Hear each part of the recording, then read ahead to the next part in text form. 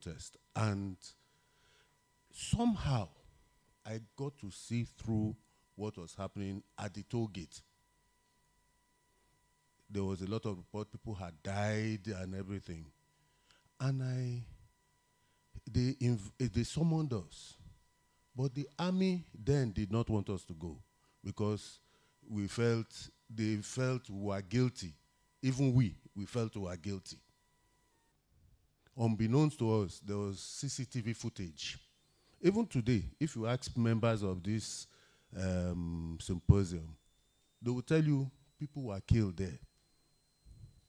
But fortunately, there was CCTV footage. And after disturbing the army headquarters, that I can explain this, it was in the night, 12 o'clock, before the presentation. I was told to go. You can go if you like. Disgrace yourself and disgrace the army. And we went there and we presented our case. Very compelling case. And they are the ones that even brought the CCTV footage to show that what is out there did not take place. After that, social media went to work. Next time I saw my picture, my father's picture, and massacre under it, it prompted me to go and investigate properly. I even went down to Asaba, the school area. I did a lot of investigation, and I came out with something. It actually happened. Now, the numbers we may debate about, but one person killed is one person too much. How it happened, we may debate. Even if he didn't give the orders, shoot or kill these people, if your soldier, an erring soldier, does that, you as a commander, you are vicariously liable. But what do I see? We try to brush it aside. It's either it didn't happen or it's not like that.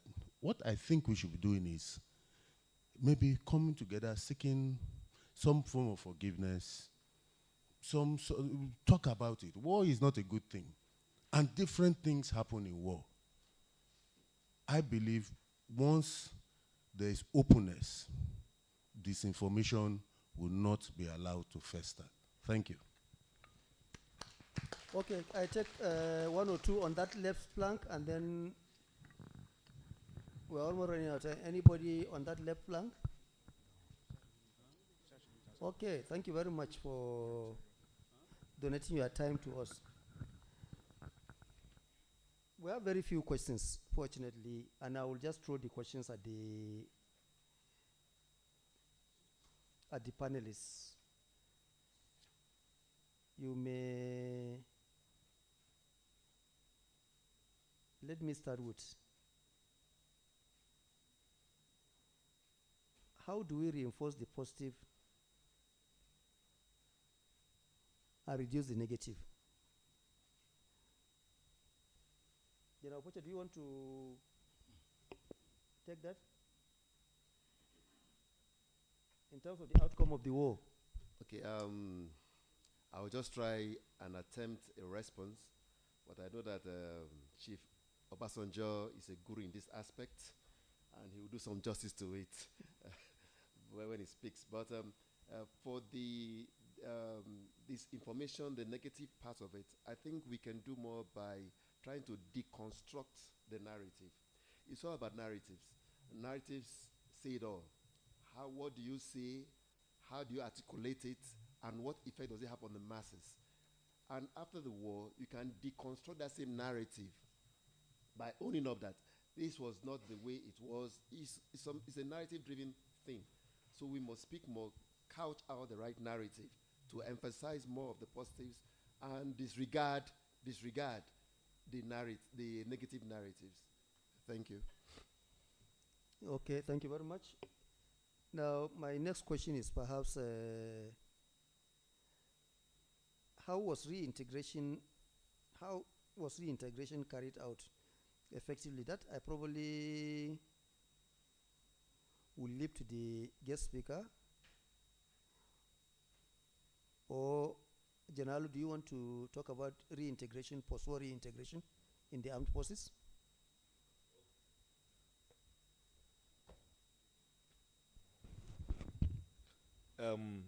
Again, I think this is where we're getting a lot of things mixed up. Reintegration is not really an armed forces thing. It should have been a government thing. A government should have gotten these people, find a way to put them together and give something. You know, every time I talk, I still bring back to what we're doing now. Now there is the program of repentant Safe Corridor, Operation Safe Corridor. A lot of it has to do with people who are psychologists who can get into your mind and see how they can convince you. One question was asked when I was in the UN, and was that they asked us what is the measurement of knowing that somebody is de-radicalized?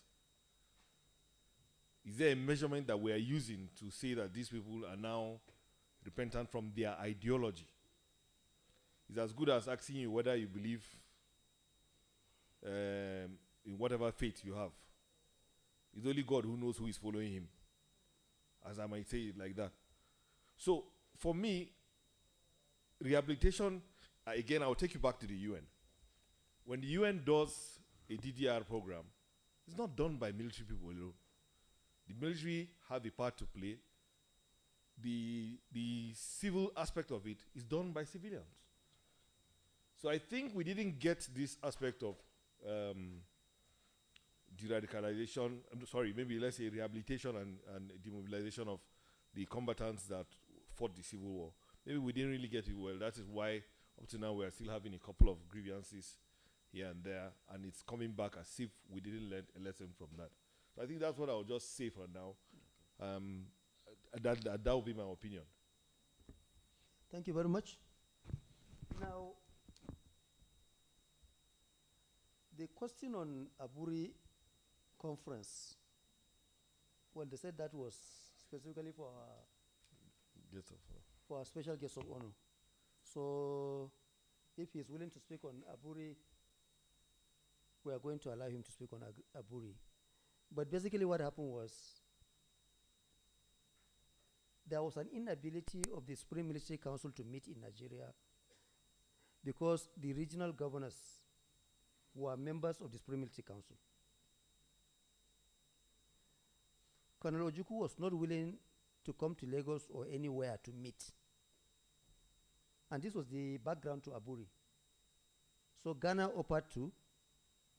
They went, and they realized that they could virtually agree on everything.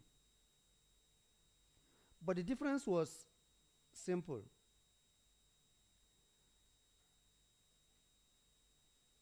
Colonel Ojukwu went with his full complement of bureaucracy. General Gawan went with his ADC and MA, believing that no, it was going to be talk among officers. Aburi was recorded. And when they came back, the brokers in Lagos said, no, if we agree to what you guys agreed in Aburi, we are basically asking for very powerful subnationals, some form of a confederation, not a federal state. So it was a question of interpretation. General Gawan thought, no, they just agreed, that there will be cessation of hostilities. It's a fight among brothers. We are going to give some, take some, and so on and so forth. But the Biafran side, insisted that an agreement is an agreement, and it's going to be. So, of course, General Obasanjo will add his own participant interpretation, although he was not in Aburi, but then he was part of the command structure of the Nigerian Armed Forces. For Major General Taiwo, unfortunately, in war there are no humane commanders. Unfortunately. Yes. What you call the vicarious liability is a commander will not be privy to what his troops are doing out there. And he can take measures to ameliorate the few bad cases that come to his attention. But as senior military officer, you will also understand that there's limits to what action you can take on your fighting troops without demotivating the rest of the troops. Because some minor infractions, minor quote unquote, you can let go to allow your soldiers to fight, rather than demotivating them by punishing them by using the human rights book for every small infraction. So even Colonel Shua that you made reference to, I think the reference to Colonel Shua was not that he was a humane commander, but that if General Obasanjo is to be believed in his my command, that he was one commander who went by the book. You know, so if you have a plan, he would strictly go by the plan. A to B, blah, blah, blah. While, of course, some of the commanders were a little brash, particularly, God have mercy on his soul, Colonel Murtala Mohammed and the Ida crossing, you know, and the fatalities, including of own troops and so on and so forth. So war is a very bad thing. There are no good commanders in war. But our own experience, particularly of internal security operations like the Boko Haram insurgency and ISWAP, is that where officer to men ratio is low, there are high chances of abuse by soldiers. And this we have documented in several, you know, operations. Because once soldiers realize that there are no officers overseeing them, they will take no prisoners. As simple as that. Because the next thing is, you know, I was in the battlefield, you know, with Usman, and Usman was shot before me, so the enemy is an enemy, he should be killed. So it will take the strength of of senior officers who are present to make sure, you know, that that surrendering soldiers are not killed and so on and so forth. So it's a very difficult thing. President Obasanjo, you will be the last to speak. Let me allow our guest speaker to give his 2 pence. Go ahead. Thank you. Thank you very much. There are a number of issues, but I just want to respond to issues that have to do with moving forward. In other words, what have we learned from our experience with regards to disinformation? First, the Biafran side, I would say they were very effective with propaganda. All those who were involved in the propaganda machinery were civilians. For combatants, military men, to begin to engage in that is distracting. They are fighting not for themselves, they are fighting for a nation or a group. The failure of leadership, political leadership, to mobilize other aspects of society to attend to the propaganda aspect is part of our problem in contemporary times. A commander will not be Medugri and be engaging in how to win hearts and minds. The civilian, I say this because the bulk of the researches we did at the Nigerian Army Resource Center will brainstorm on how our hospitals will be good. And someone will say invest in military hospitals to be the A hospital. What is wrong with our teaching hospitals? As we excuse political leadership, we more and more pile the burden on the shoulders of our military men who are in the battlefront. they must be called out and asked to do their bit. Throughout, 90% of those who embarked on this propaganda were intellectuals from the University of Nigeria and Nsukka. Yes. If you check all their names and so on, check people like Ralph Weche, who finished from the University of Ibadan, established Africa Magazine and so on. They were sending out civilians, their best, out. I'm talking of Biafra now. So, to a very large extent, it is not a military business. But when that vacuum is created, the military commanders are therefore forced somewhat to try to fill it. That's my first take. My second take, with regards to post-war strategy and bringing Nigerians together, I like to give that credit to the Yakubu Gowon administration. We can argue that it was not far-reaching enough. But if you look at the policies put out, there was the introduction of federal government colleges. And they adhered strictly to Nigerians, young Nigerians who will be future leaders, being posted outside their immediate domain. I know that, for instance, while we were in Port Harcourt, my family, my younger brother who was 9 went to Federal Government College, Sokoto. And he came back with a lot of tales. People left their comfort zones to other parts to discover Nigeria. By the time we're talking about civilian rule, one of his classmates emerged as the governor of Sokoto. So when he says, oh, I know this, you say, where? You? He said, we were classmates at FGC, Sokoto. Those structures were put in place. Take the NYSC. When it started, the first at least 10, 20 years, a number of Nigerians went to places ordinarily they would not have gone to. I'm talking generally. That exposure meant that people will experience and begin to see differently. I can say my own experience. As a copper, I served in Awka in 1986. It was a small town. And really, for the first time, I stayed in the eastern region. The average Igbo person I know closely are those I met in Lagos. They are hustling, doing business. But when I got to Awka, the kind of reception I got, it changed my perspective completely.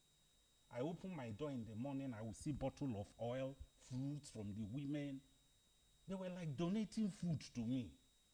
The house I lived, someone gave it to me free. And so my perception began to change as a result of that NYSC program.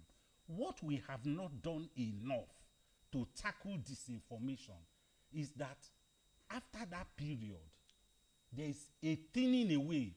Those who lead us are not sufficiently sensitized to the fact that nation building has to be deliberate. You must have a target, then you put the structures in place to push it through. Look at the last elections. What were we seeing in Lagos? Fanning of ethnic hatred. It will take perhaps more than 2 decades to cure that. And so you begin to ask yourself, our leaders sensitive to the things that brought us to war in the past? And that's why I started by saying they are very, very lax. They are not doing what they should do. Let me just touch on 1 or 2 other things and I will leave it at that. 2. How do we teach the right history? You know, in a number of countries, first, to be an American citizen, if you are not by birth and so on, domiciled there, you come from outside, you must show some degree of understanding of their history when they quiz you. It tells you how serious they take their history. In a place like South Korea, you can't just get up and write the history of the place. No, it's a serious business. Because if the wrong narrative is given, you can bring about a lot of discord. So you ask, the Historical Society, when history was restored, we did a syllabus. It is how well it is carried out and what the syllabus about. I call it the 3 concentric circles. A Nigerian child must first and foremost know what is happening in his or her local government area. Why study American history? After your local government, you look at your state, then you look at the Nigerian nation. You can have then a snippet, but you must ask yourself, what is the purpose of the history? If I teach you intergroup relations, which we teach in Ibadan, we should look at the things that hold us together. After all, before colonial rule, before Europeans came to us, Nigerians were interacting with one another, even though not under the umbrella of Nigeria. Can we emphasize those things that hold us together? Because they are substantial. Thank you very much. Yeah, thank you very much, very erudite guest lecturer. We are already, it's 1300 hours. Actually, we should be leaving. President Obasanjo, you want to talk or you want to answer as part of your... I think so. That's right. So, oh, okay, sir. Oh yes, Sorry, I took it along with the site. Give it to the veteran of all the wars. So we'll need a little, self-introduction so that our participants. No, I know they did that earlier. Yeah, I am Colonel Sebastian Mwabwezi Bama, retired. I was of the Engineer Corps. In fact, I served under His Excellency. He's looking at me admiringly. We were always together at Otta Farm when I was the CEO Survey Regiment Owode. I'm also a surveyor, fellow Nigerian Institution of Surveyor. Like was said earlier, I started from military school Zaria, and before we could finish, the war caught up with us. I went back to the eastern Nigeria, where I eventually finished. And at a tender age of 17 and a half years, I was thrown into an academy and later on deployed as a second lieutenant, starting from Gakem. We fought the war. I also participated in the race to Lagos over the Niger Bridge, which turned out to be catastrophic. So let me just make my remarks. The first one is, I'm of the opinion that when we are talking about Nigerian Civil War, it should not be from 67 to 70. It should be from 66 to 70. A lot had happened before 67. But it could be broken because for academic exercise, it could be broken into 2 phases, pre-shooting and the shooting war. But it should be from 66 to 70. Then the second aspect is we must give kudos to the former head of state, GCFR, Obasanjo, who is sitting here. SAPA officers, the people who were of the Nigerian Army Engineers are called SAPA. Were it not for him and the way he handled the end of the war, it would have been blood, blood, blood. And like so many people said, the war, though Biafra surrendered, but the killing would have gone unabated. His enforcement on the 3 R's, reconciliation, rehabilitation, and reconstruction, if not for the way he enforced it, even using his former corps to address some issues, the Nigerian Army engineers is known, their main role is to fight, to help the army to move, to fight, and live. Living means things like construction of barracks and so on. He used that aspect to help a lot in the reconstruction. Please, may we give him a round of applause. And because of this, I think that's why the general is aging gracefully. And God has not forgotten that role he played. And that is why every day you see him ever young. Nigeria Army has already found a tool for dissolving misinformation. There is the core of Army intelligence, and their main role is to collect information, collate the information, process the information before they distribute it. By the time misinformation goes through all these sieves, that wax will have melted, and the troops will get the right information and will not be demoralized by misinformation. There is also the emphasis on our tactics has been on TAC B. When I was in Staff College as a DS, TAC B was on conventional tactics, advance, attack, defense, withdrawal. But I'm also saying that we should shift these emphasis because we talked about heart and mind campaign when the guest lecturer was talking. Heart and mind campaign has come in as a very strong discipline in the military operation. We should also be thinking about TAC-C, the IS operation, where we discuss not only heart and mind campaign, but things like forward operation base. I'm happy they are doing it now in the Northeast sector.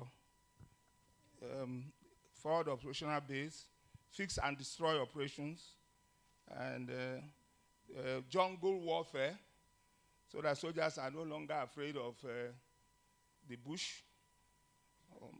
Then watermanship and swimming. A lot of casualties were incurred through lack of these traits, watermanship and swimming. Then there are some truths in the presentation. One of the discussants said it was mere fabrication that the Biafran troops were surrounded on their way to Lagos across the River Niger. It's not completely true. It's not just the misinformation. I was there. I was in the vanguard, a young officer, about 18 years old. It was over-ambitious, the race to Ore.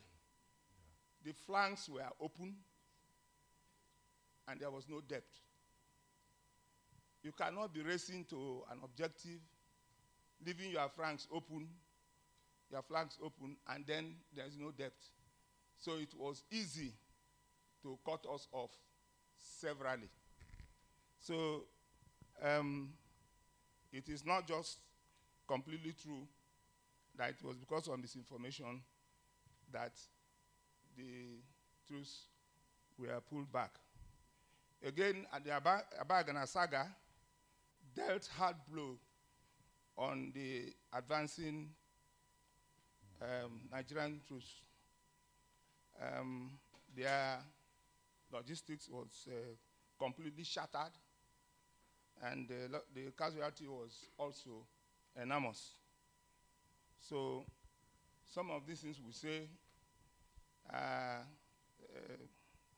because of misinformation, that it was overblown, but it is real truth. This is where we tell ourselves the truth, and that is part of it.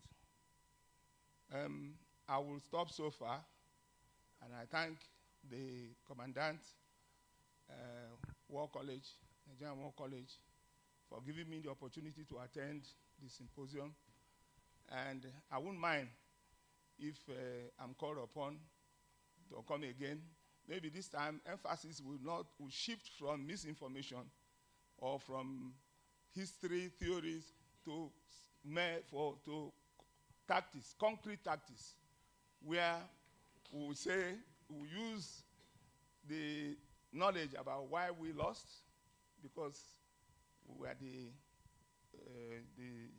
were not the superior force. The Nigerian force was the superior force, and they could use all sorts of tactics, conventional tactics, and we had to resort to guerrilla tactics and so on. So we'll now bring out these issues and how it played on the battlefield when we discuss tactics. Thank you, and God bless.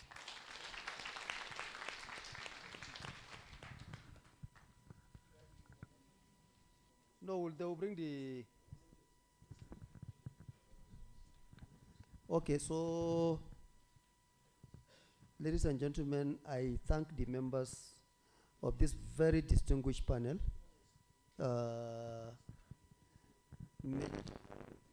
Alu, Professor Ilumona, Dr. Pansa Bitrus, Major General Opoche, and of course, most importantly, Professor CBN Obobo. Thank you very much for your time, and thank you very much for your insights. Thank you very much. I think our time is up. Oh, we should stay here? No. Please, you can take over there. Thank you very much, sir. Shall we please give the moderator and our panelists another round of applause as they take their seats?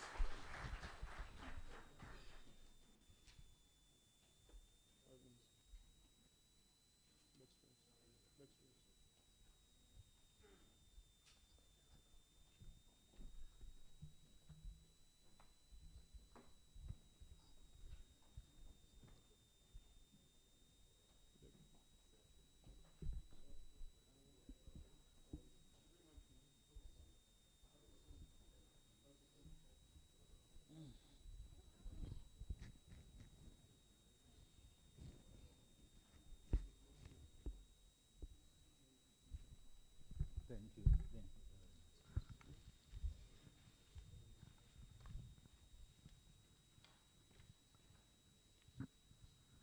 Come to see.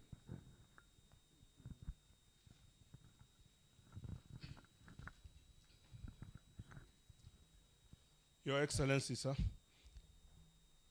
the representative of the Chief of Army Staff, distinguished senior officers, ladies and gentlemen, I want to start by appreciating the guest lecturer and the panelists and everybody that contributed for a wonderful job. I want this symposium to finish without at least highlighting some other aspects to my own participants, the reason why this symposium was organized in the first place. For our participants, just know that as an operational level leader and commander who are training you to be, you are responsible for formulating the campaign plan And within that campaign plan, this time around, when it comes to managing of information and information operations, is your own responsibility. It's quite possible that a lot of things might not be within your own purview, might lie at the strategic level, knowing full well that war is a purview of the state. But within the campaign plan, you bring out those possibilities and the role of agencies within it. You have to understand the first, second, third, and even fourth order effect of every action you take. And it is for that reason that this college emphasizes a lot of critical thinking and systems thinking. Information operation, I'll emphasize, is so critical an aspect in our own operational plan that we can see how the terrorists, bandits, are having a lot to do with the media space or information space at certain points, even more than what we do. It's your own responsibility as a leader to manage that. I want to draw inspiration from the book written by His Excellency Chief Olusegun Obasanjo, My Command. When I looked at it critically, the consequence of disinformation actually affected the troops as at that time. That's why you see the polarization between troops from different regions of Nigeria. And it shows clearly his role as a commander. He managed the situation well, and it was within his own confines that we had a united troops. And that is where I'm going to, that as leaders, operational level commanders, you must learn how to manage the information space very, very well. Going further, stating that war is a purview of the state. For every plan you do, you know that you can win the war but lose the peace. And that is why in this day and age, we must always factor in stabilization operation as part of operations to win the peace. And you point out clearly which agent of government will be doing so. And that goes because at the end of the day, our military strategic level will always have to interface with the political class to further this aim and make them understand that. But finally, my closing thoughts is, we still lack this knowledge, knowing that war is a purview of the state. And that's why you find the military delving into so many things that are not their own and becoming overburdened. And it's not because of anything, we are not educated enough. And I think avenues like this offers valuable platforms for us to educate ourselves on those issues. So one critical aspect is the education of the political class on issues of national security. And that is why sometimes somebody will utter something without thinking deep about the overall consequences of it. So I'm so happy that when I visited His Excellency, without his knowledge, I went down to OPPL, sir, and interfaced very well with your leadership center. And I got something very, very interesting, and which we said we want to partner with OPPL Leadership Center. Because there's a program now that you've set, sir, to train and bring together politicians. As at that time, the last program we have to bring all permanent secretaries and some legislators to come down. So we said it's very necessary that we are invited to also come and talk on issues of national security and let them know their own role within that. So we are very happy for that, and you have proved to be the statesman that you are. Thank you so much, sir, and we'll continue to draw inspiration from what you're doing. And thank you once again. I know a vote of thanks will be offered, but it behooves of me to say thank you so much, sir, for this accepting our invitation, coming to share your thoughts, and what you have done for the nation as a whole. And to our guest lecturers, speakers, and everybody have spoken. And our Deputy DG, Major General, Nigerian Army Heritage and Feature Center, the representative of the course, we say a very big thank you, sir. Thank you and God bless.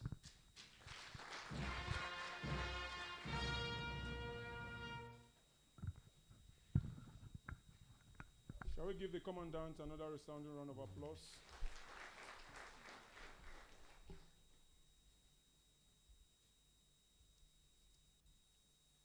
The next item on our program is the concluding remarks by the special guest of honor.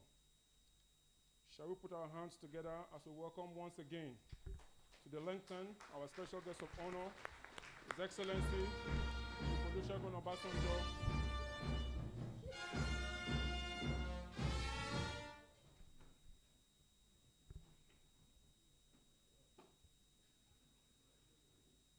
Please be seated.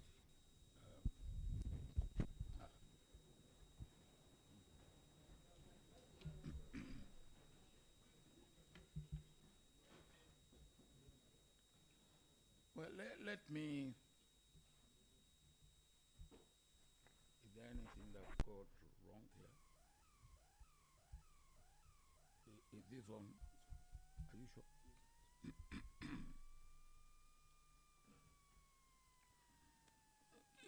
Let me deal with some of the questions the way that I understand them. And let me deal generally about the Civil War with what I know. And then I will do the closing remark. The guest lecturer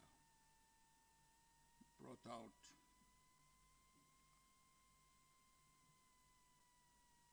the controversy and the dichotomy in the Civil War, which is still very much with us and which has not allowed us to get it right. Is it an Ibuku? If it's not an Ibuku, what is it?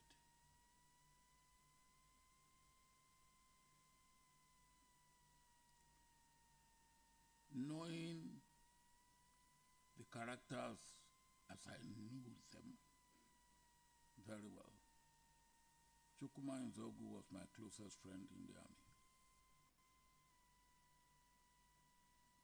I was out of the country. I went to India for my staff college.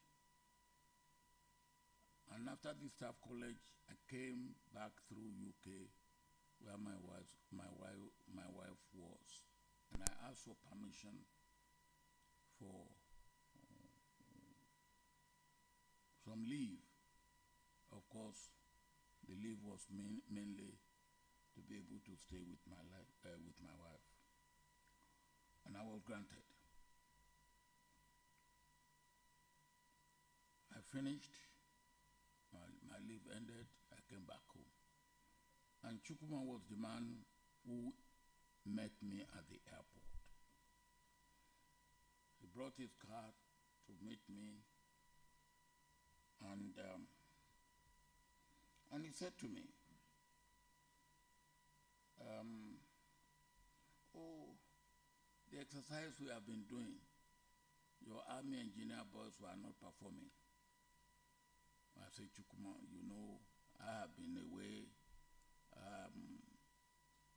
and Michael Kochime, who was the first Nigerian officer in the Corps of Engineers, had moved to Lagos, and we had a young officer in charge. I said, well, now you will see the difference. He said that. Then the next thing he said, well, look, since your car is jacked up, I will leave my car for you. Anywhere you want to go, since no official car came to meet you. I said, thank you. Now,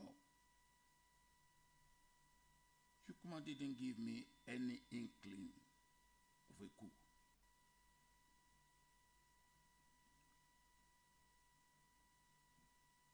And from what I came to understand later, he did not plan an Igbo coup, but the coup was turned out to be an Igbo coup, and that is the correct way it is.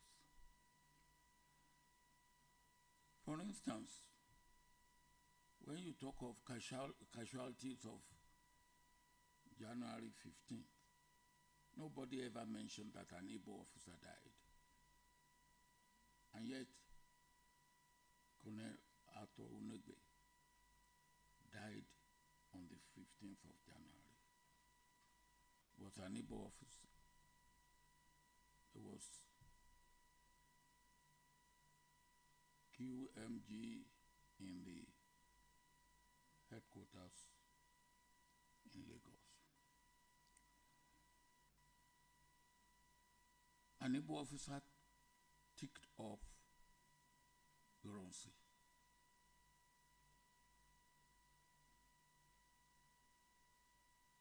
Ironsi was not to be ticked off.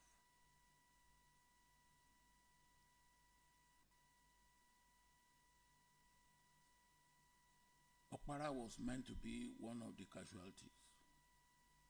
So you can see how events that then took place turned what was not planned as an Igbo coup became an Igbo coup. I just thought I should mention that. And Chukwuma was the only officer on the other side who died in the Civil War and who was brought to Kaduna to be buried in the cemetery, military cemetery in Kaduna. Because everybody knew that Chukwuma was, well, he was radical. I think in the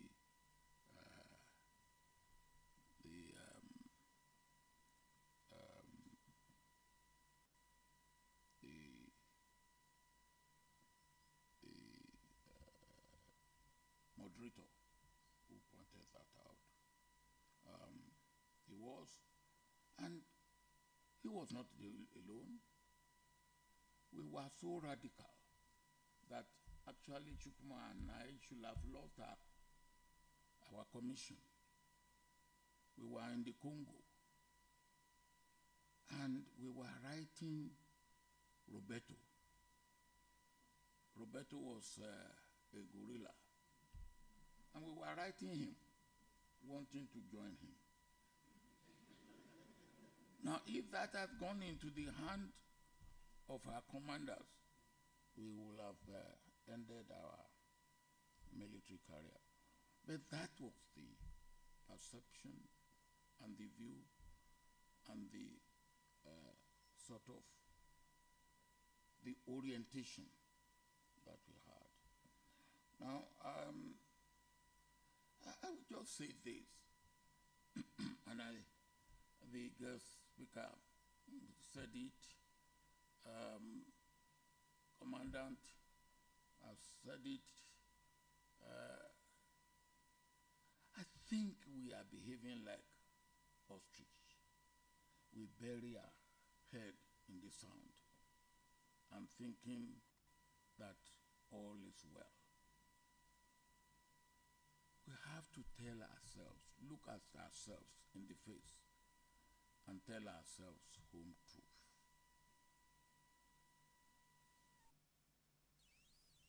The condition that made the Civil War possible had not completely left us.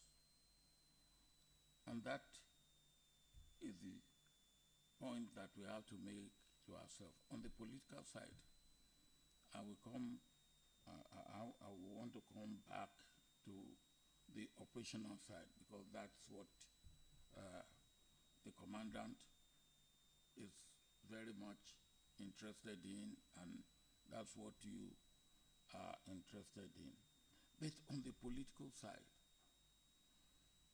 we seem to have learned nothing. And that is dangerous. And that brings me to Aburi.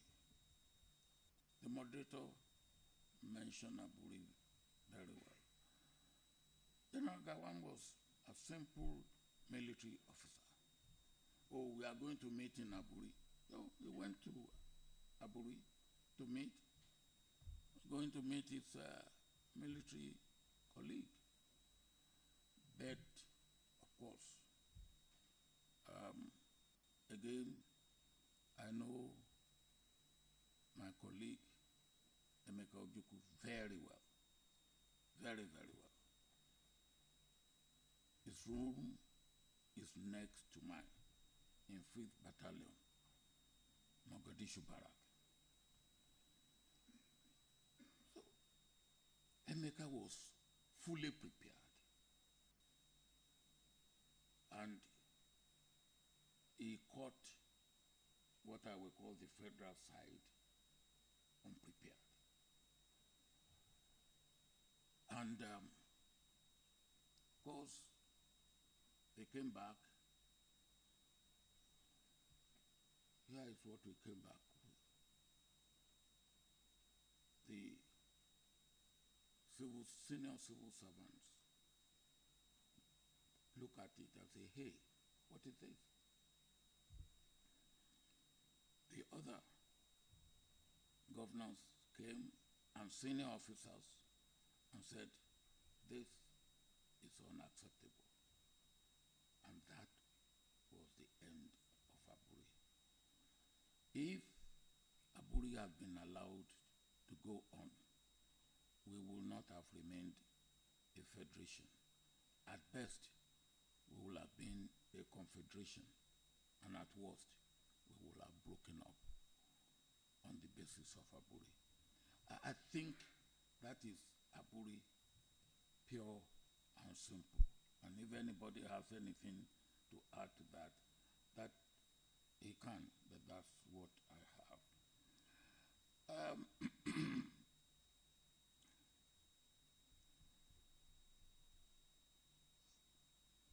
One great bane of governance, of unity, of development in Nigeria is mismanagement of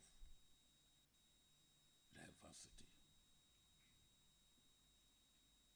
And diversity is natural, is God created. Sameness is human. Diversity is God's. And we must be mindful. Anybody in charge must be mindful. I must go all out to make management of diversity first. And I'll give you one or two examples.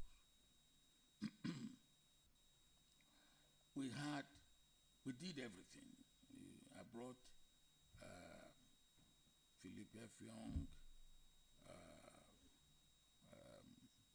Patrick Amadi, who commanded the Biafran army at the end of the Civil War. He was my colleague. He and I joined the army the same day. And so we knew ourselves. I brought them to Lagos.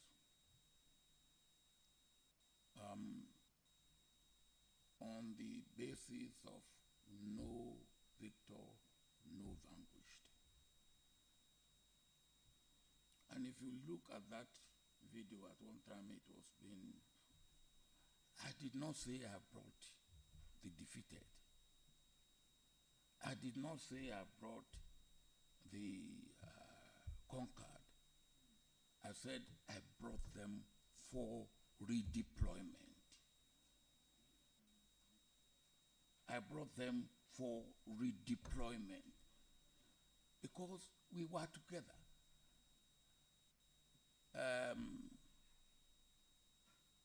David Ognewe, who was looking for me on the 13th of January, he again was with me in 5th Battalion. We were together. And when we saw ourselves, we hugged ourselves. So how could I, and when you look at my book, which I have here, read it from cover to cover. I never use the word enemy in this book because I never saw those on the other side as enemy. And I never use the word hate. How can I hate a human being? All right. But we call them rebels. Of course, they call us vandals.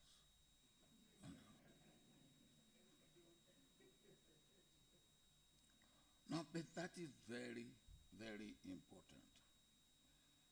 And the story I was about to tell you.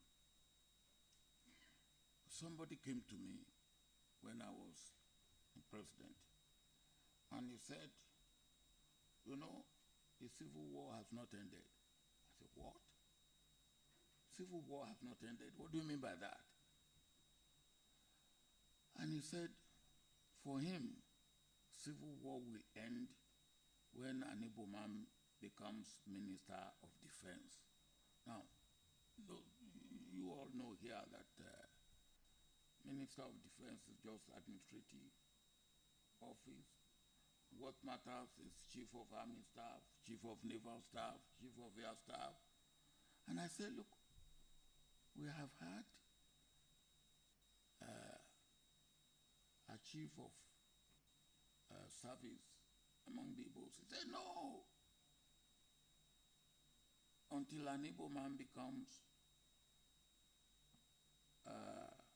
Minister of Defense.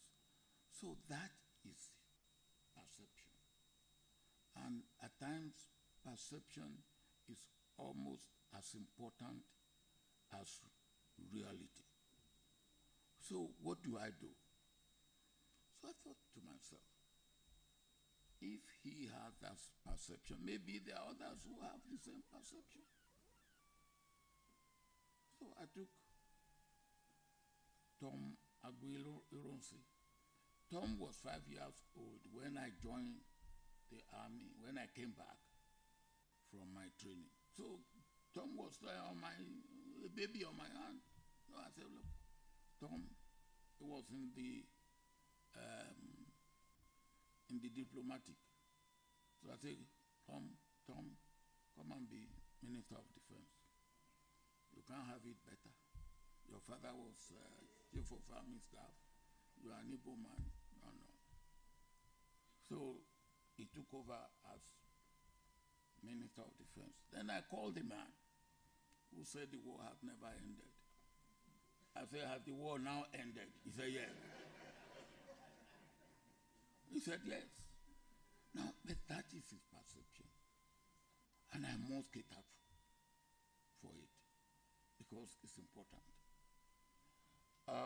So you have to see it in that way. And for me,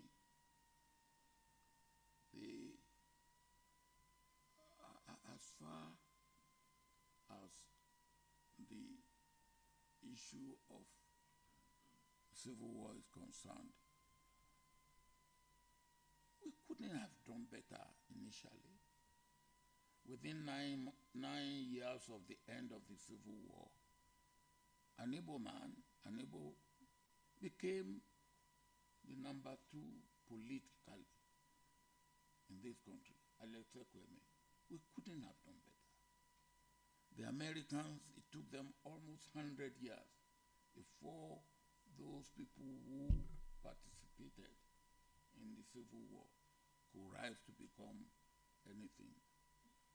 I think Carter must have been one of the first, if not the first, to really come from the deep south to become, and we did it, and that took them almost 100 years. We did it within 9 years. So we should also look at those things that we have done right. We've done a lot of things wrong, and we are still doing a lot wrong. But we should also appreciate what we have done right and keep doing them right. And what we have done wrong, correct them and try to do the right thing.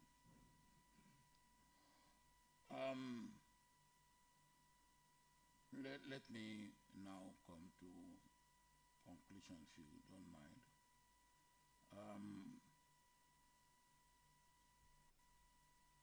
But the point must be made. There should be no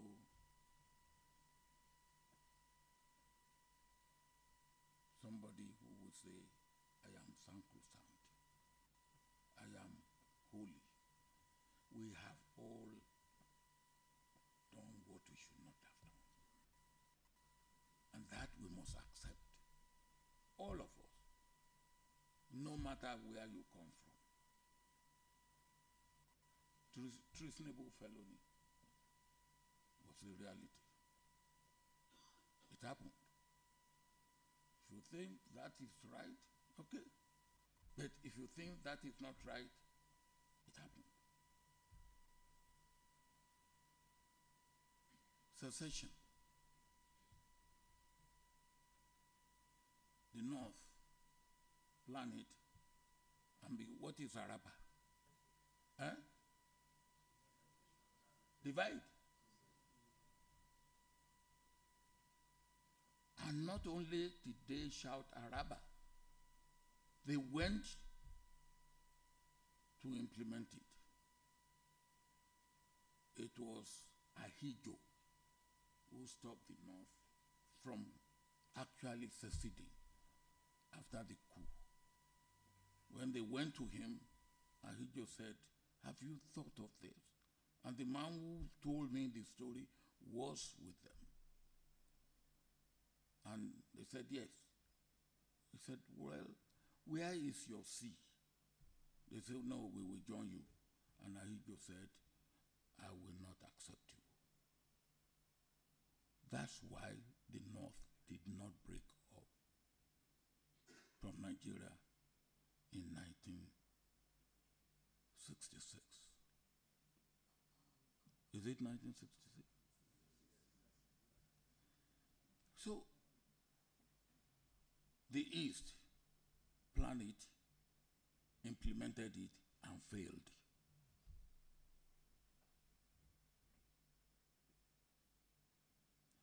So, we should get ourselves together. I think you call it real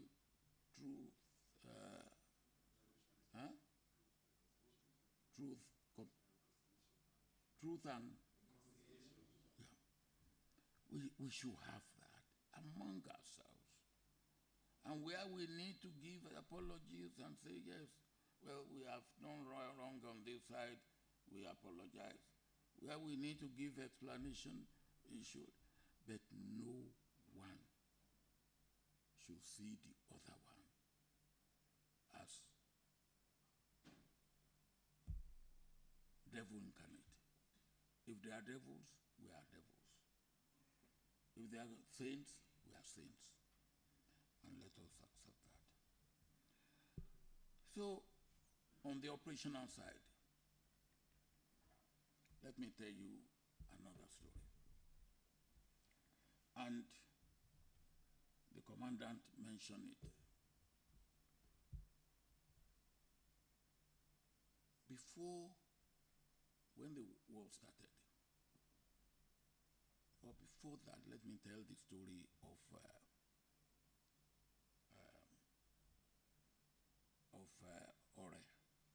because the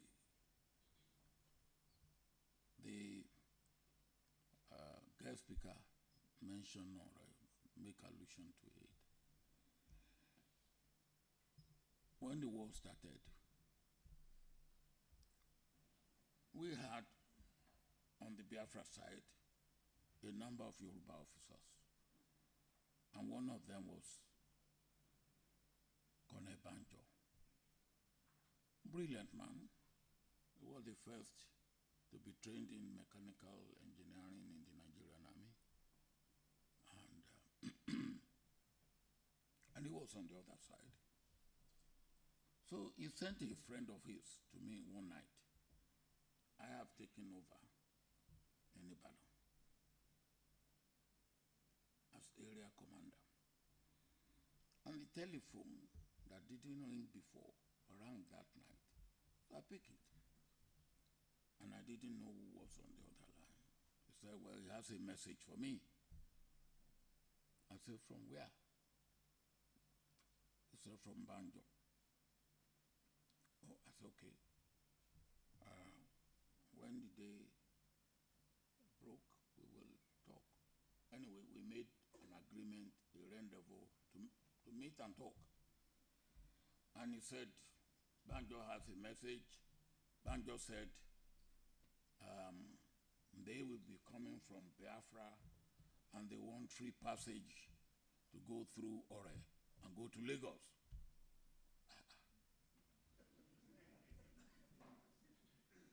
Banjo sent you this message. He said, yes.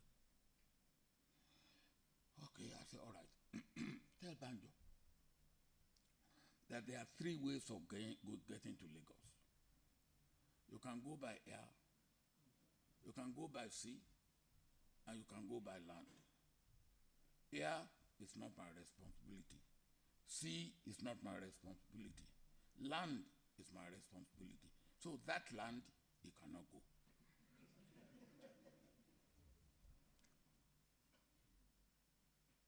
And he did. And then I also said, look, if he gets to Lagos, if he got to Lagos, and I am in Ibadan, and he says, now he's got to Lagos, and is now the head of state, I will say, where is Gawan? Well, he will tell me where Gawan is. And if he now, I believe he's the head of state, I will say, yes, sir. So I left. But he didn't accept that. He decided to brave it. And he braved it, and he got a bloody nose. And that's what happened. That's what happened, why the breakthrough Ore could not take place. And then, of course, we then try to, like he said, we try to move northern part of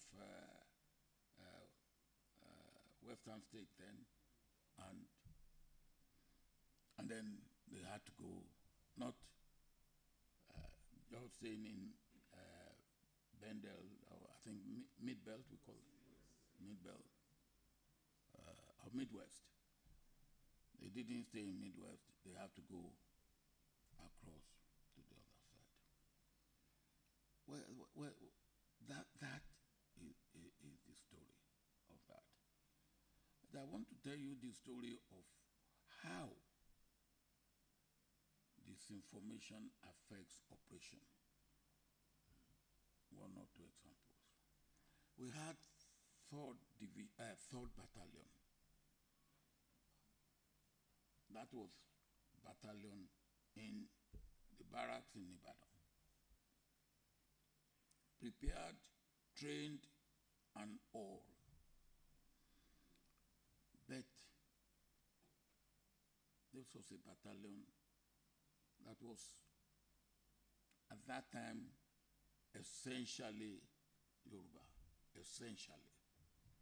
Because although the Yoruba soldiers have not been told to move out, the Eastern soldiers have been told to move out, and they have gone. But the 3rd Battalion was essentially Yoruba. And unfortunately,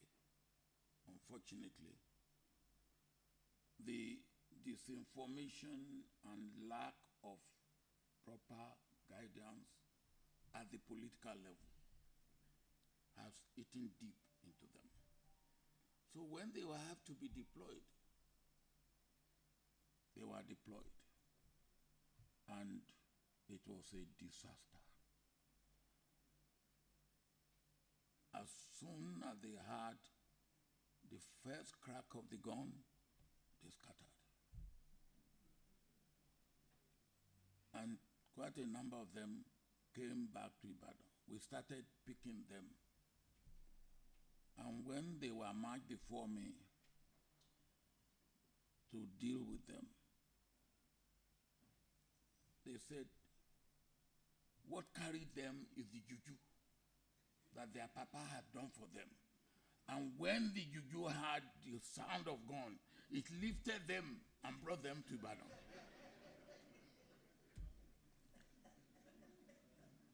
I said, now, that Egbe which brought you to Ibadan will take you to prison.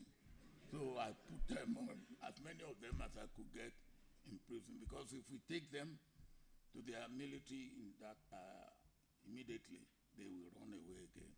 But that is the sort of effect that disinformation can even have on your own operation.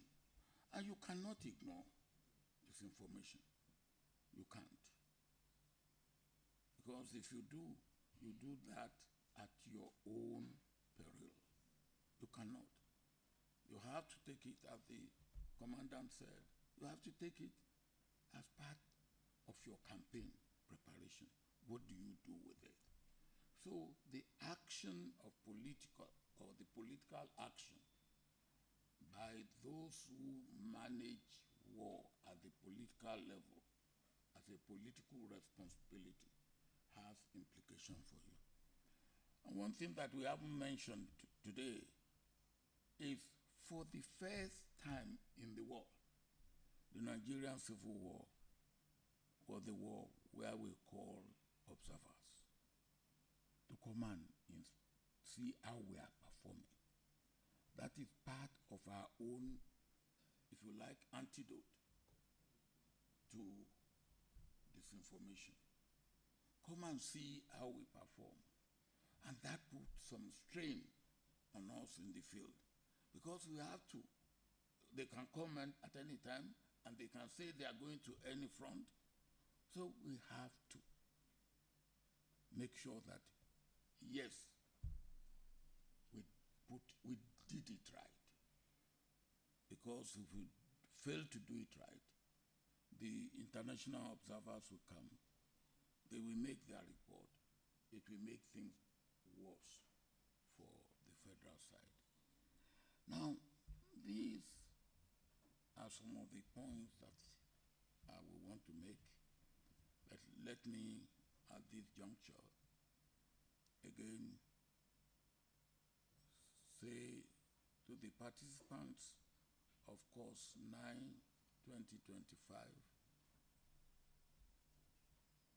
I congratulate you. I envy you, because I didn't have this opportunity when I was in your position. But what is important is learning the right lesson and practicing what you should practice. My brother from Liberia, thank you very much for your comment. I really appreciate that. But for us, just like as we did in Southern Africa for the eradication of colonialism and apartheid, it's something we believe in. And we did it because we need to do it. We are together, and we are because we are all together. And you did a good job.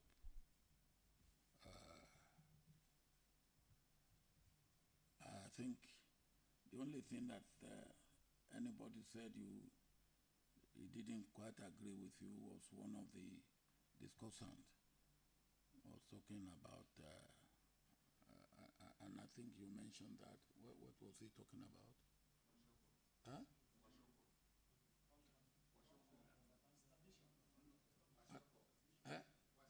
Kwashiorkor. Yeah, Kwashiorkor. Now, I was there. I went round. I see. And yes, there were cases of malnutrition. There was no doubt.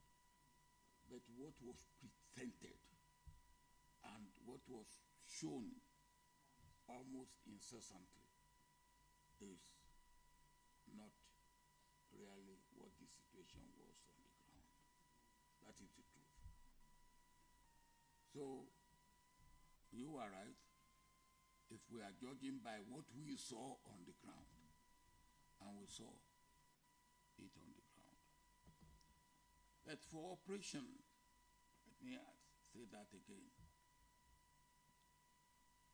disinformation can have disastrous effect on your campaign and your work in the field if you do not pay adequate and right attention to it.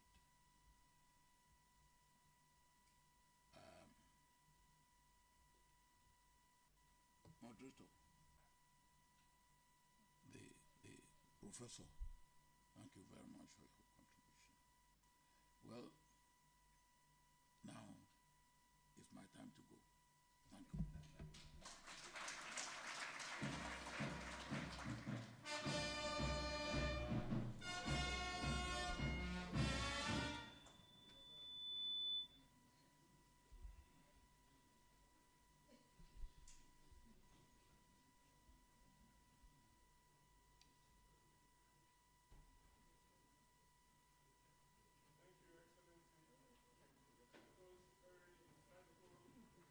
Remarks. Shall we please give our special guest of honor another resounding round of applause for those insightful remarks. Next on our program is the Chief of Army Staff's closing remarks. May I most respectfully invite the Chief of Army Staff, Lieutenant General O.O. Oluede, Nigerian Army Medal, represented here this afternoon by Major General P.E. Eremosele to give his closing remarks. The Chief, please.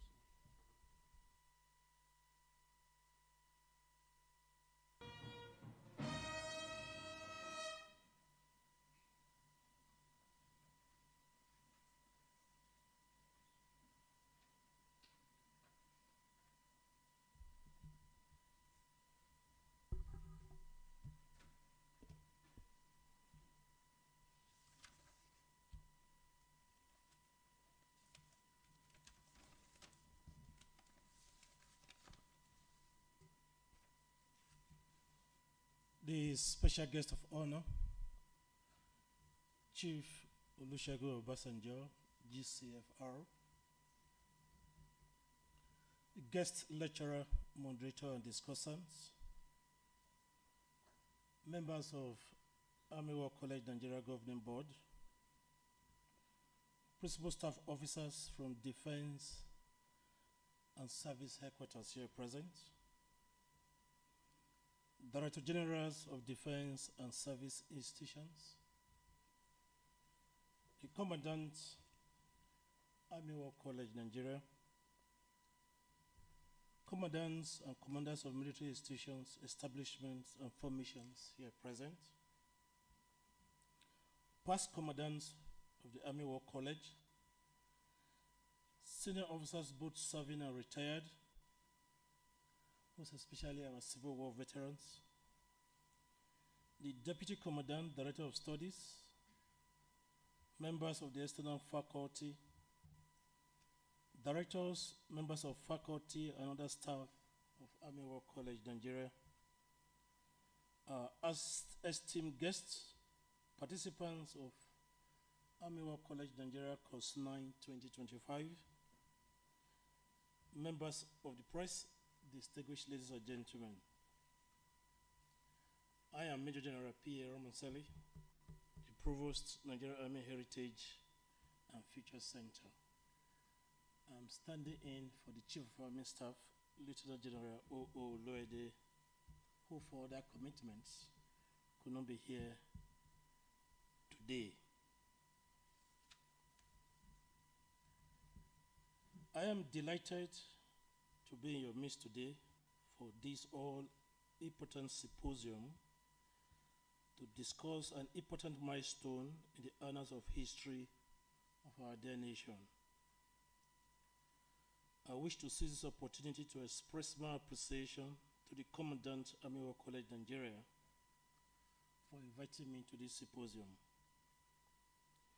I always cherish and hold in high esteem every opportunity to train and develop the future leaders of the armed forces of Nigeria as well as other friendly countries. It is also with great honor that I especially acknowledge in our midst today the special guest of honor, Chief Olusegun Obasanjo GCFR, former President, Federal Republic of Nigeria, as well as the guest speaker, discussants, and other distinguished guests for this symposium. Your presence and contributions will be of immense benefit to the participants. The special guest of honor, sir, distinguished guests, ladies and gentlemen. According to Winston Churchill, a nation that forgets its past has no future. Similarly, a Spanish-American philosopher, George Santayana, noted, those who fail to learn from history are doomed to fail. Gleaning from these quotations, we must be deliberate and diligent in the study of history, particularly military history, to bring out and apply valuable lessons to contemporary security challenges. I've said on several occasions that all military operations come at a great cost, the quantum of which our planning and estimate process cannot accurately determine before they are incurred. This is because of the unknown in wars and crisis situations. While the study of military history will not reveal the unknown,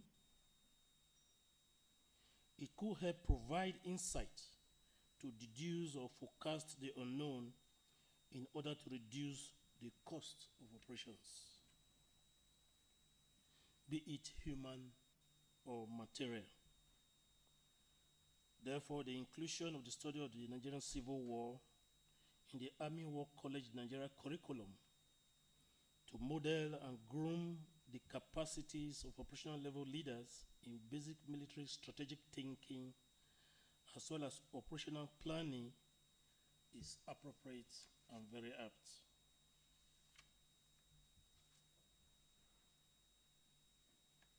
Going by the theme of this symposium, the role of disinformation in the Nigerian Civil War. This theme is not only just apt, but very timely because of the age of digitalization, which is largely driven by modern technology and social media. The impact of social media across the globe is astronomical.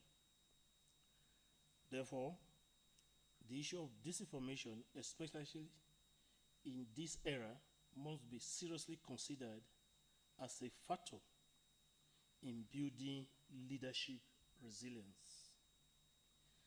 Leadership is of the critical importance.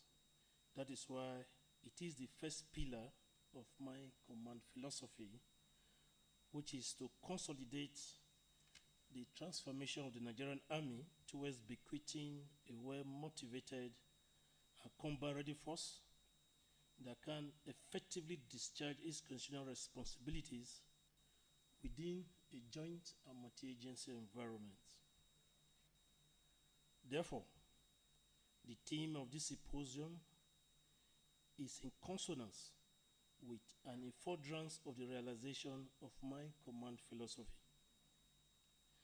I am certain that the outcome of this symposium will contribute immensely to developing leadership qualities of the participants who are the direct beneficiaries, and also contribute to the successes being recorded by our gallant troops in all theaters of operations. I therefore want to commend the Commandant Army War College for the choice of this theme. I'm particularly pleased with the drive of the college in using this symposium not only as a means of academic excellence, but to also as a viable tool to find solutions to nagging contemporary security challenges, as well as a means of attaining and sustaining my command philosophy for the Nigerian Army. You must therefore not only sustain but increase the stride in keeping up with the set objectives of this college. For you, the participants of Army War College Course 9 2025, you must use this singular opportunity to learn as much as you can, open up new vistas and perspectives in your mind, and find veritable ways of applying the lessons learned for the good of the Nigerian Army and the nation at large, as well as your respective countries for foreign participants. I would also like to applaud the caliber of resource persons to deliver a paper, the experienced and highly exposed panel of discussants, as well as the distinguished audience who have made useful contributions during the discussion segment. Before declaring the symposium closed, it is with deep sense of responsibility and utmost respect that I humbly wish to express our profound gratitude to Mr. President and Commander-in-Chief of the Federal Republic of Nigeria, President Bola Ahmed Tinubu, GCFR, for his untiring and invaluable guidance and support to the Nigerian Army, without which the success being recorded would not have been possible. On behalf of officers and soldiers of the Nigerian Army, I once again pledge our absolute loyalty to Mr. President and our ardent commitment to defense of the Constitution of the Federal Republic of Nigeria. We shall continue to remain apolitical, professional, and ever ready to accomplish assigned missions by operating within a joint environment in defense of our dear nation. On this note, it gives me immense pleasure to declare the 6th edition of the Army War College Nigeria Symposium on the Nigerian Civil War 2025 closed. I wish you all safe journey back to various destinations, and thank you, and God bless us all.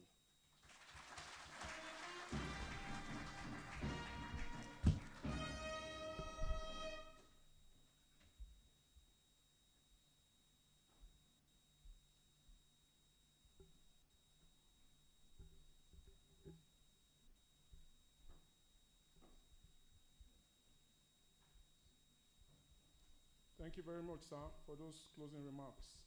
Shall we please give him another round of applause? It is now time to present souvenirs to our resource persons and special guests. May I please invite the Commandant, Army War College Nigeria, to please make the presentation, beginning with Professor Ikena Alumon.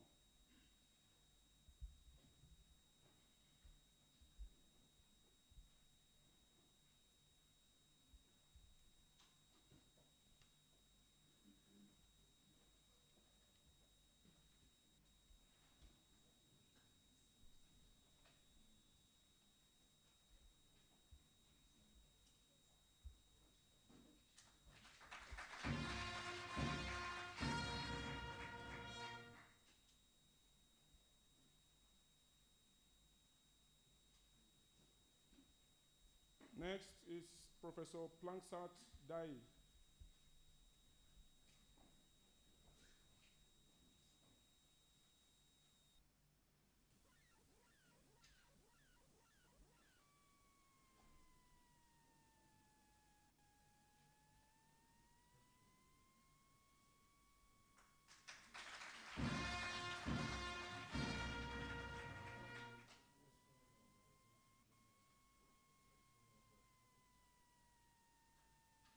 Next is Major General D.G. Alu.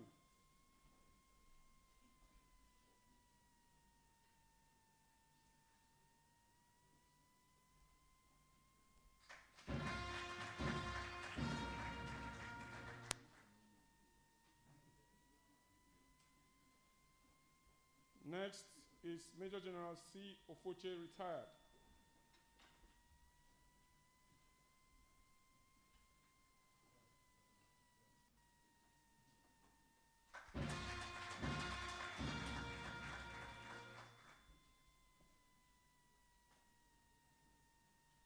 Next is Professor Kerry Mohammed.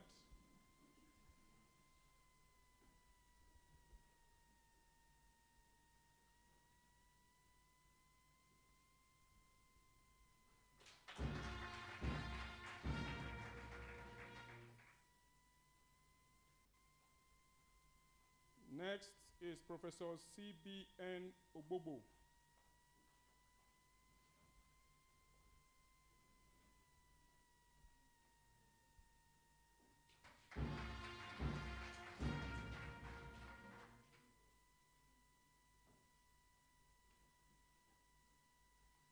Next is Colonel Sebastian Ikpema, retired.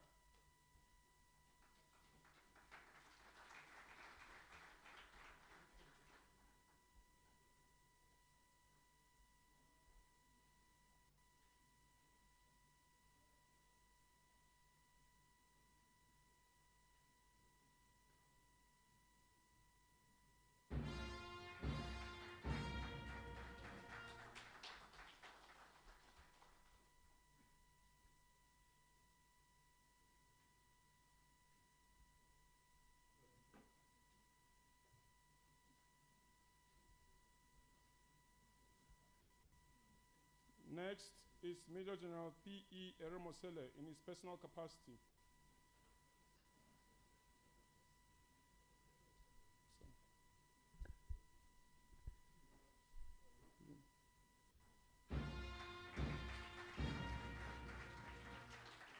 So I also request that you remain behind and collect on behalf of the Chief of Army Staff.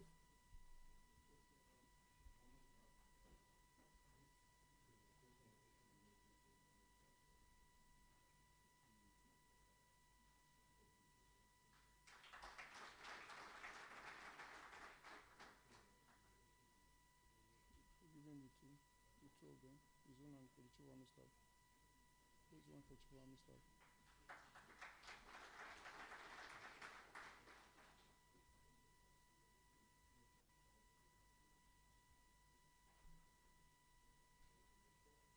Yes, it's for the Chief of Army Staff as well.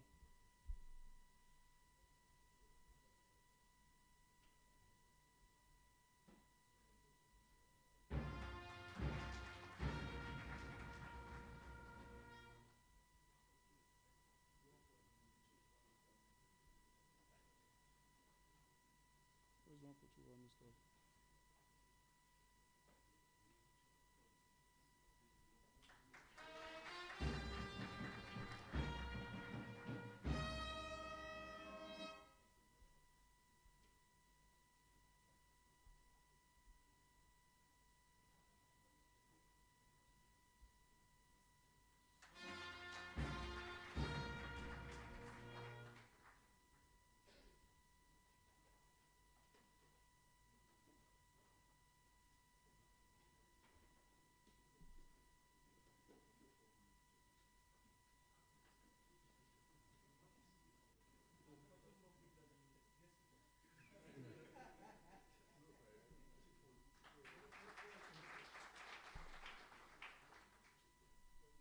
May I humbly request the Commandant, Army War College Nigeria, to invite the representative of the Chief of Army Staff, Major General P.E. Eremosele, to make a presentation to our special guest of honor.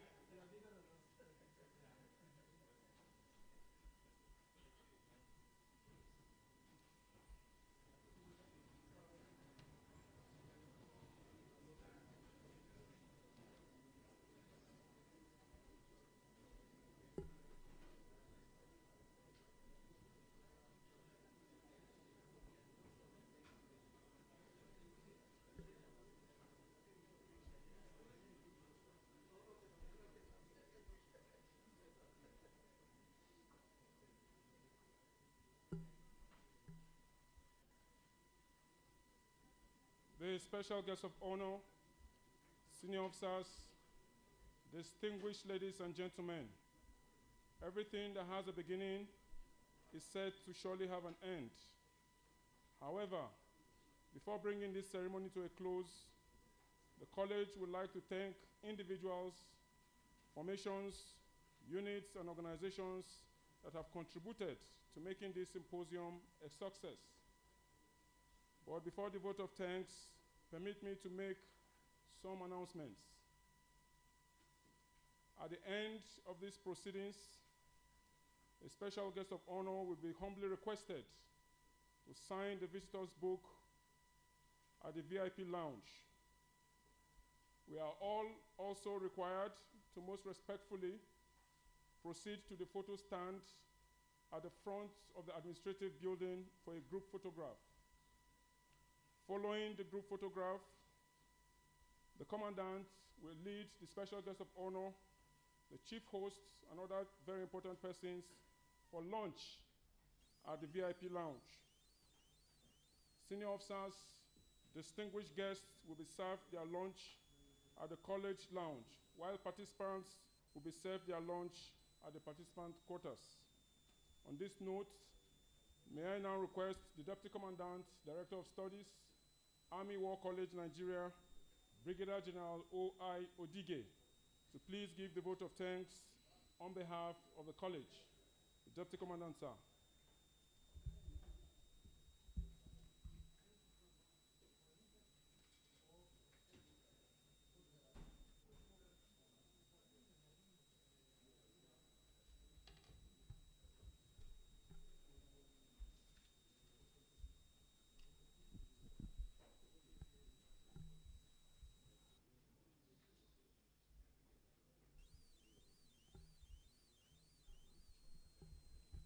The special guest of honor, Chief Olusegun Obasanjo, Grand Commander of the Order of the Federal Republic, the Chief Host, the Chief of Army Staff, Lieutenant General O.O.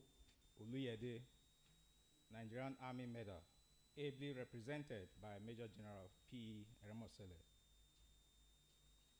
guest lecturer, moderator and discussant, members of the Army War College Nigeria Governing Board, principal staff officers from the Defense and Services Headquarters, Director Generals of Defense and Service Institutions, the Commandant, Army War College Nigeria, commandants and commanders of military institutions, establishments and formations here present, past commandants of the Army War College Nigeria, senior officers both serving and retired, especially our Civil War veterans, members of the external faculty of the Army War College Nigeria, directors, members of faculty, and other staff of the college,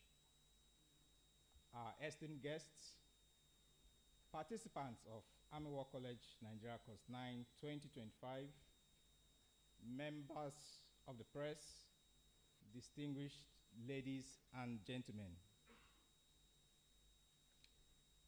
It is with joy and honor that I give this vote of thanks on a special day well spent.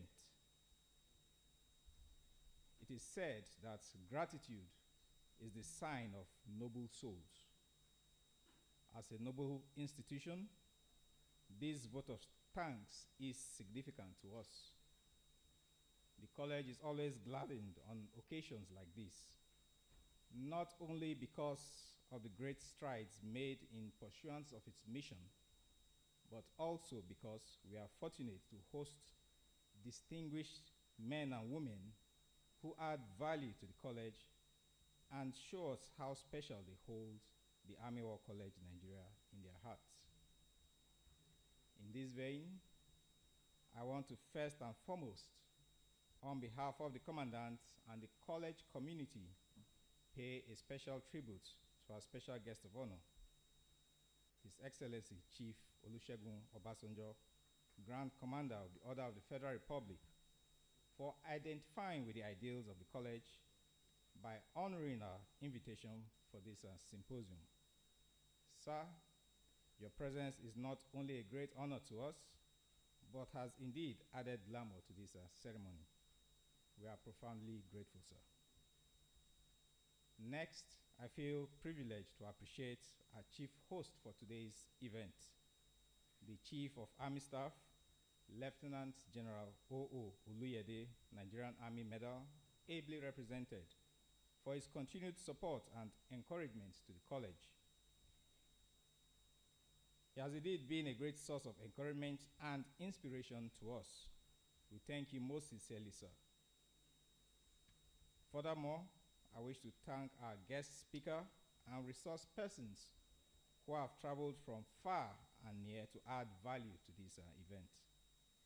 You have not only imparted knowledge, but also opened new vistas of wisdom, bestowing upon us new perspectives that will be most helpful in the days to come. We thank you for taking out time to be here to contribute to the body of knowledge.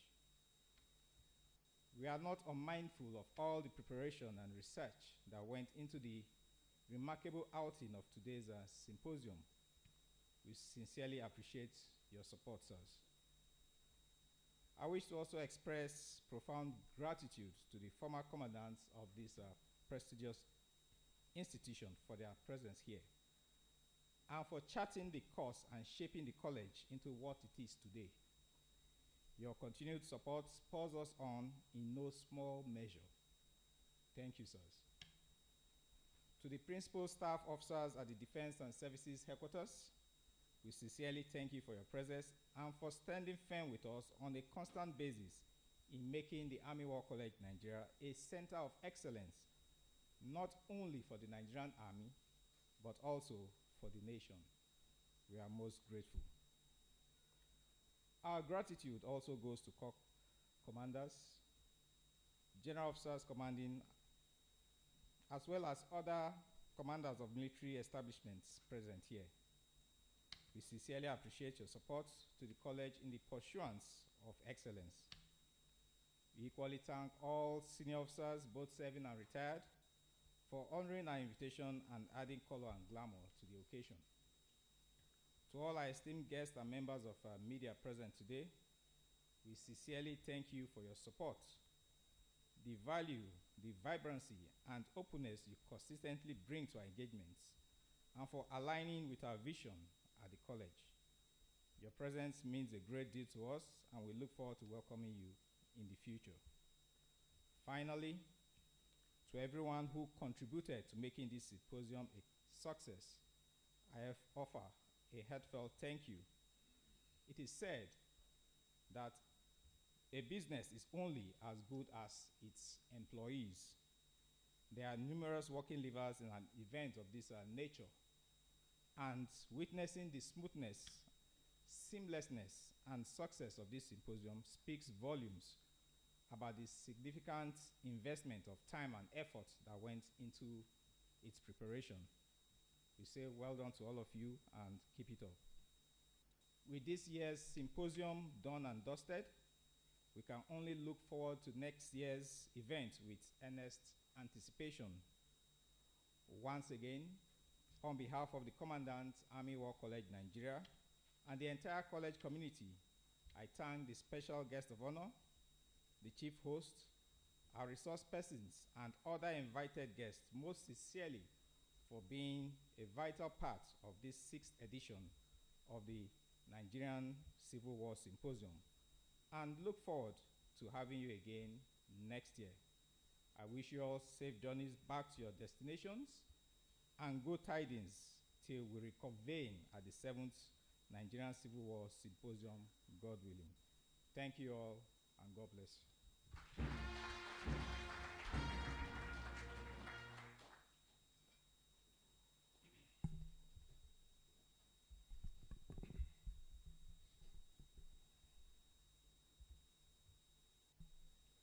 Thank you very much for the vote of thanks.